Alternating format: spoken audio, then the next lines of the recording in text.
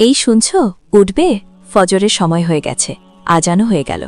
ওফ, আর একটু ঘুমাইলা, আজকে খুব ক্লান্ত লাগছে। ঠিক আছে, তুমি ঘুমাও, আমি একাই নামাজ পড়ে নি। কিন্তু আল্লাহকে কি বলবো জানো, আমার স্বামীটা আজ ঘুমকে বেশি ভালোবেসেছে। আরে না না, এই কথা বলবা না। ঠিক আছে, উঠতেছি। এই তো আমার ভালো ছেলে। তুমি না থাকলে আমি কখনোই উঠতাম না, জানো। আমি না থাকলেও উঠতে হবে, কারণ আমি তো সবসময় পাশে থাকবো না। এই কথা বলো না, তুমি ছাড়া আমি কিছুই না। আচ্ছা ঠিক আছে, এখন জলদি অজু করে আসো, আমি জায়নামাজটা বিছিয়ে দিচ্ছি। একটা কথা বলি, কি? আমি যদি কখনো অলস হয়ে যাই, তুমি এভাবেই আমাকে নামাজের জন্য ডাকবে তো? শুধু ডাকবো না, দরকার হলে পানি ঢেলেও উঠাবো। এই ভয়ে তো উঠে পড়ি। ভয় না, এটা ভালোবাসা। জানো, সিজদায় গিয়ে আজ একটা দোয়া করেছি। কি দোয়া?